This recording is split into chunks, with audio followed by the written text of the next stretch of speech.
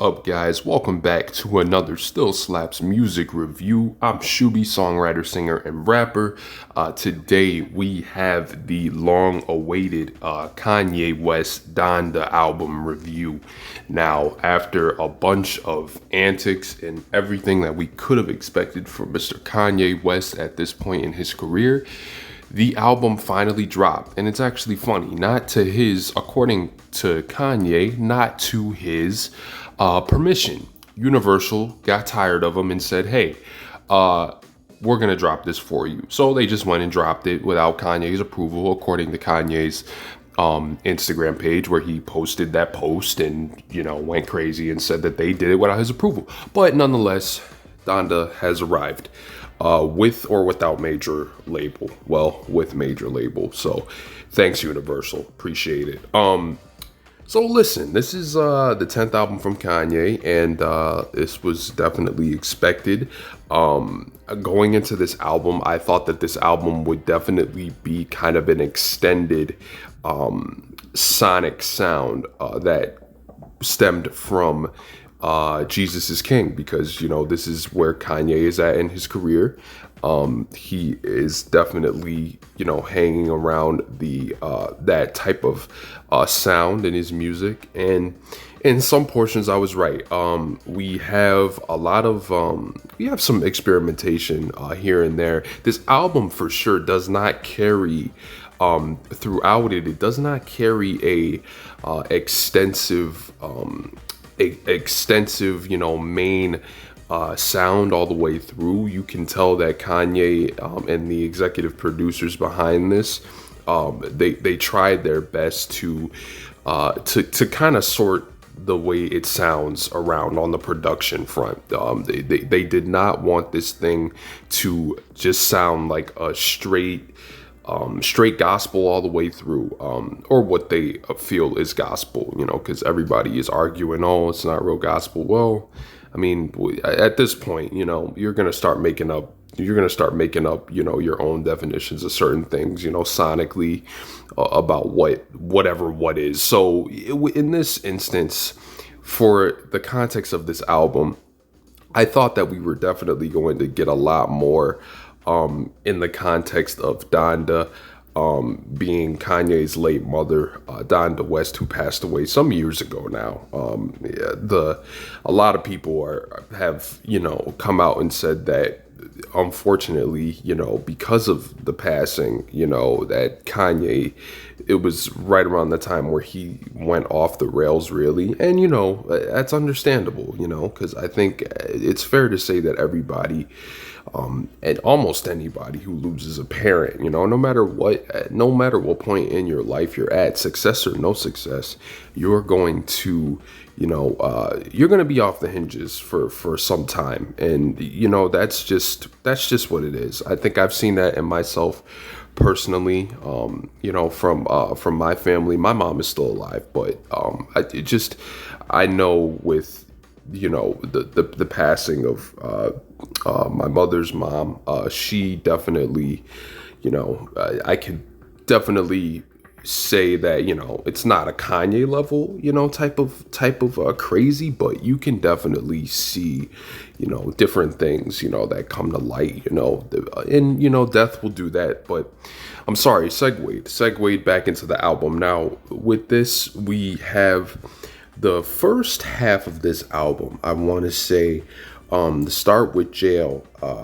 Jail is a very, very nice, airy electronic guitar. It fills the aesthetic of the track. I like that a lot. I like that Kanye is really experimenting with just trying to run with those edgy type of vocals. That edgy type of delivery that he brings to the track is very, very it's very, very fluent in the way that it needs to be, based off of the atmosphere of that instrumental.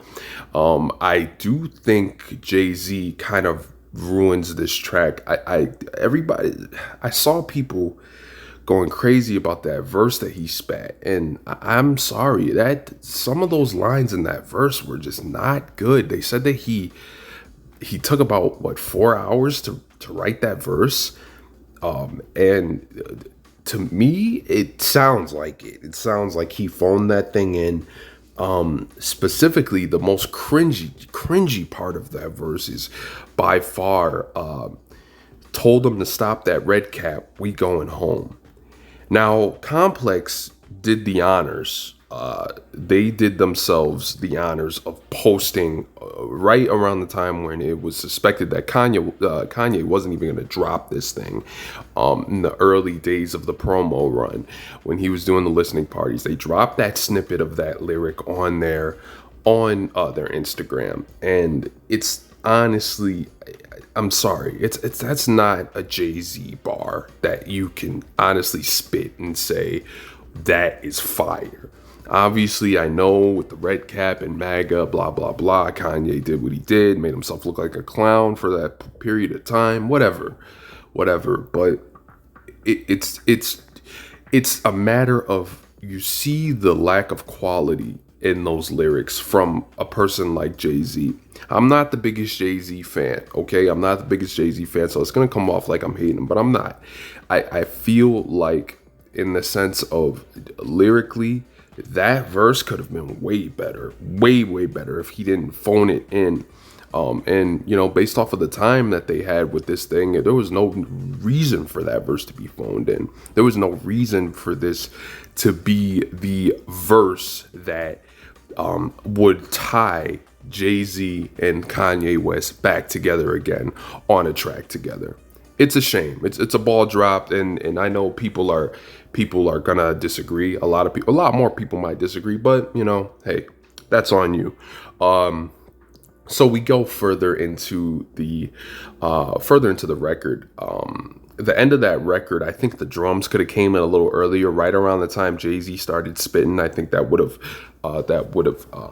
complemented the track a little better. But besides Jay-Z's verse, I think that was a great effort from Kanye. Vocally on the performance is where it shined. God Breathe is the next track, and that's definitely a track where we've got Kanye repeatedly chanting that chorus, and it's repetitive, yes, and not in a good way, unfortunately. I think it's definitely more forgettable. It's very airy in the placement of the instrumental, the way it sounds, and the different sporadic vocal chops that are kind of like screams coming in and out, piercing through the record. I think it kind of gives a haunting appeal more than a gospel appeal. But that's just me.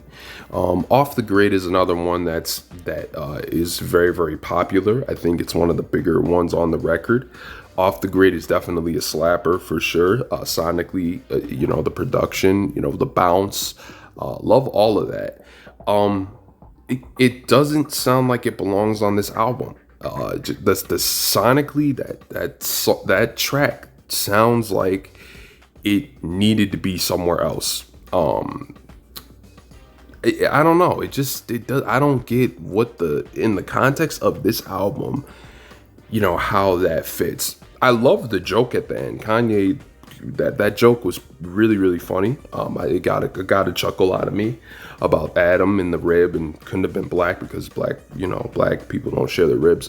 I thought that was funny. But sonically, this is where I feel like Donda, it kind of gives you the idea that it's gonna lose its direction. And I feel like lose its direction sonically. I feel like that Donda, the album, I feel like they definitely knew that they were going to have to have some type of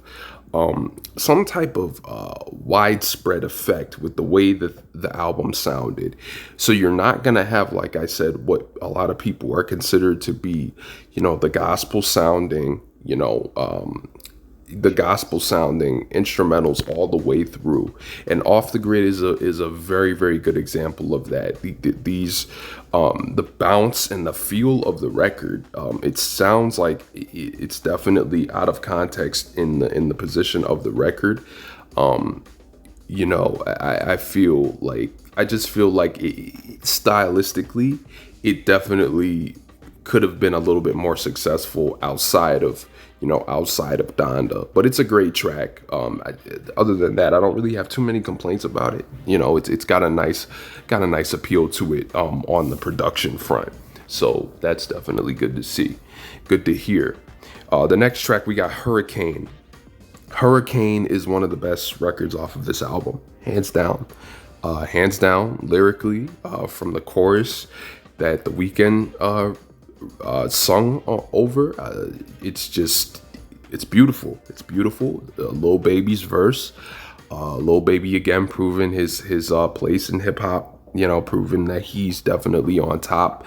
One of the ones that are on top, and really proving his spot, man. Couldn't be any more proud. Definitely a moment. A moment for Lil Baby to share with one of the biggest superstars right now, that is The Weeknd. And just, you gotta appreciate it. That's a beautiful record. It's definitely, if not the best, one of the best off of this record, hands down, off of this album. Very, very memorable. Yeah. We move on. Praise God didn't make it for me. That kind of felt a little. There's some antics that Baby Keem is doing throughout I'm not a Baby Keem fan.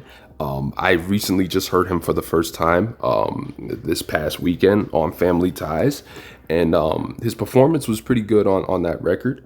But I'm not a fan of the antics. They're very sporadic on this record, and it's kind of distracting more than it is sonically pleasing. And makes it hard for the track to be remembered. I'm sitting here struggling now to remember the way the bounce is for the track. And there's a lot of distraction there sonically from Baby Keem throughout the record, scattered, and it just sounds a little disjointed. And of course, Travis Scott does what he does. Travis Scott is, at this point, he's either a cheat code that's just gonna fill in your album, or he's gonna compliment it. And I think he sounded good in this portion of the record. Just with Baby Keem, I don't think it landed the way it should have landed. Jonah was definitely heart touching to hear Lil Durk's verse on Jonah, the next track here. Based off of everything that Lil Durk has been through, I think that it was comforting to hear Lil Durk, rap, what he rapped there on Jonah. Very beautiful moment. I think if anything, Jonah has a very, very memorable chorus vocal line. The vocal melody line for Jonah is very, very beautiful. Even though it sounds like it, rhythm-wise, it feels like it's a little off, I think that it still does sonically have that aesthetic appeal of the tongue twister. Vocal-wise, I think it does have that appeal to it that really makes it enjoyable. So yeah, Jonah's definitely that made the slapper list for me. Okay. That was a good track. I think Fabio Foreign comes through again. I think this is a track lyrically. It's another one of those tracks that lyrically it just gets sporadic.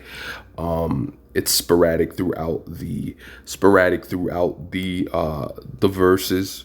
If I'm not mistaken, I believe this track didn't sonically have drums over it. It's that bass line, that prominent bass line of synth bass that's used. Kind of, it sounds like they wanted to use that as the drum rhythm, and scatter that throughout the track. And it's okay. I think it does get a little redundant. I think it gets a little tiring. I think if that was the case, if they wanted to do that throughout the whole track, it could have shortened it a little bit. But that's my thoughts. I think other than that, it's an okay track. Wink, wink. Terrible joke. Sorry. So we get down to Jonah, however you say this, track number 9 with Playboy Cardi. That one didn't really do it for me. I sonically, I wasn't really feeling that one. I feel like it definitely felt like a filler. I know that a lot of people are definitely a fan of this one, but for me, it kind of missed. It definitely missed. It just didn't tie together for me, unfortunately. I think that the next track, Believe What I Say, features an awesome Lauryn Hill sample, the doo-wop sample, and Kanye really changed the rhythm up with that and gives it a nice little funky little bounce. And Kanye, melodically singing is just, it's a beautiful thing, man. Like, he can really, really, when he wants to, he can sing really well. He can sing really well, and I think that he did a great job of showing that on Believe What I Say. Some very, very nice moments on top of the already awesome chopped up sample from Lauryn Hill. We move on to 24. 24 was definitely a you're getting more into the gospel-esque sounds of the album now. 24 definitely with the Sunday service choir. Hopefully they get paid on time this time. Hopefully. You've got 24, the widespread effect of just atmospheric range of the choir and them filling out the vocals, man, filling out the vocals to really spread that feel of just honesty and rawness to the track. So great track. Remote Control was definitely an interesting one. I like this one quite a bit, actually. Not because of the chorus. I think that I like it really more because of the production. Sonically, it's got a nice bounce. You got some nice producers on here who ended up producing. Q Beats, the two German duo brothers who are very, very famous for a lot of tracks that a lot of people don't know about. They're on this, and I saw that Tyler the Creator did something with it too. So that was another thing there. I love the bounce. It's another one that just doesn't feel like it wants to be on the album though. Like it feels like it feels like it. I don't know. It just doesn't feel like in the context of the record that it fits. Now, anyways, still ended up being a slapper for me though. We move on to Moon with Don Toliver and Kid Cudi. This is another contender for best record on this album. Hands down. Don Toliver is gonna go on to be a great artist, man. I can't say enough positive things about Don Toliver's melodies and his. It just made sense. I'm glad that Don Toliver and Kid Cudi are together on this record because it makes so much sense and it lands so well. You've got that bright heavenly chorus line from Don Toliver just flooding the track, and giving you a sense of sereneness, and then of course Cudi comes in and does what he does best, and really puts in with those verses and the mention of the melodies and how he's got so much to say and so much weight. It just feels so soothing. So that's another contender for best record on the album. We get into the latter portion of the record now, Heaven or Hell, or Heaven and Hell. That's another one where the bounce was heavy on that one. You definitely remember it. Certain lines on Kanye, from Kanye, stand out for sure. And it just really, I think it was a good change up in the way the sound needed to come through. The bounce is definitely there. For Heaven or Hell, and I like that a lot. Along, like I said, with some of Kanye's delivery on that, with some of the lyrical content. Now, we get down, I'm going to skip number 15. Obviously, Donda sample is on there. Very touching. Keep My Spirit Alive, Conway, Griselda Boys, right? Great track. I think that they there's not really much negative you could say about Griselda. They're gonna do what they're gonna do, and lyrically, they showed that they did that. And "Keep My Spirit Alive" is definitely rememberable for those bars that they were spitting on there. So we get down to "Jesus Lord" featuring Jay Electronica. This is definitely standout Jay Electronica verse that gives this track a little bit more light, than it was originally trying to stir up at the intro.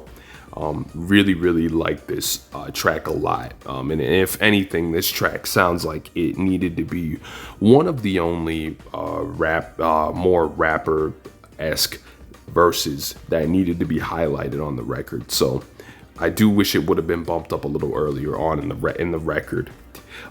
New Again with Chris Brown is definitely the most left sonically that this album gets in a lot of cases, just because it reminds me of Kanye's Graduation Days, specifically that it just sounds like it's reminiscent sonically of Stronger, a variation of Stronger. So for better or worse, if you like that, it's gonna sound great. If you've gone some years without really paying attention to that, sonically, that direction, that's gonna throw you off. It threw me off. I had to go back and kind of, ask myself, whoa, So that's another one that feels a little left. It's just, sonically, it feels like, why is this here? But nonetheless, still got a nice bounce to it, and it does feel like it is a little forced though with the way it sounds. Television, easily one of the most pointless tracks on here. Filler didn't need to be. That's a skip for me. I'm sorry, but it's a skip. Lord, I Need You, Sunday Service coming back in, making another appearance. That is what it is. Getting more into the rawness and honesty of the track list now. We extend down to Pure Soul's Roddy Ricch, making his performance known on Pure Souls. Love it, love it, love it. It's a very, very nice aesthetic sonic track that definitely fills out the space it needs to fill out. And yeah, we carried that on to Come to Life. Come to Life is another example of Kanye just really, really having this attachment to himself that feels like he's more self-aware as a musician in this portion of his career. I feel like Come to Life has a lot of great melodic moments and beautiful transitions, and it'll almost bring a tear to your eye because it's just really showing this portion in Kanye's career at this point in his discography, that he is to the point where he's got this rawness, and then combined with Donda losing his mother, you just put two and two together, and it's very, very very heartfelt, very, very heartfelt. So yeah, Come to Life was definitely a slapper. No Child Left Behind, of course, the one that everybody knew off for face value of this record, of the album, and only proper for the album to end here. I feel like No Child Left Behind is it's exactly what it needs to be. It's exactly what it needs to be for the context of the album. I feel like if the album were a little bit more tied together, lyrically, I feel like that would have made this album closer a great closer. I feel like No Child Left Behind is a beautiful song. Kanye, he had everybody going crazy off of just the snippet of it, and rightly so. Very, very great aesthetic. I mention that a lot, but that's really what it is. I think that this portion of Kanye this new style of Kanye is definitely proving to be him wanting to show this rawness in his career, this honesty, this built up just rawness and composure that is really coming out in his music. So that's what it is. That's what it is. I think that this album altogether, it's not a trash album. I've heard people say that it's trash, and it's definitely not. It may lose focus here and there when it comes down to the way it sounds lyrically, and you have some disappointments. Like I said, with the Jay-Z collab, it's a disappointment, but you have some moments that make up for it with the Jay Electronica, the Lil Baby verse, and the Griselda Boys. So I think it balances itself out. That's my final thoughts. Are this album, it can be a little messy. There's some filler. There's some things that definitely don't need to be on. And then the sound can get repetitive, redundant with the the organ can be a little repetitive throughout the record. But nonetheless, this album, it sounds like it's trying to balance itself out. It sounds like it's trying to give you a little bit of everything. And I commend Kanye for that. I commend the executive producers for that. But yeah, I've got several slappers off of this thing. So I guess the only thing left to ask, is what's this Drake album gonna do? Because that's what's on everybody's mind right now. What's the Drake album gonna do? How's it gonna retaliate? I think that there's definitely some shots on here subliminally that may have been at Drake and his camp and whatever. And, you've got that going back and forth. So let me know what you guys think of the record. I think that I like this doing the audio version a lot better. Still working on getting my equipment set up here at the new place, but hopefully it wasn't too bad on you guys. But let me know how you're feeling. Leave below a like, comment if you're feeling the review. How do you feel about this portion of Kanye's career and the effect, obviously, on him losing his mother and what that's got on the music? Let me know what you guys are thinking. Thanks again if you checked out the video. I really appreciate it. And yeah, got Kanye West, Donda, still slaps.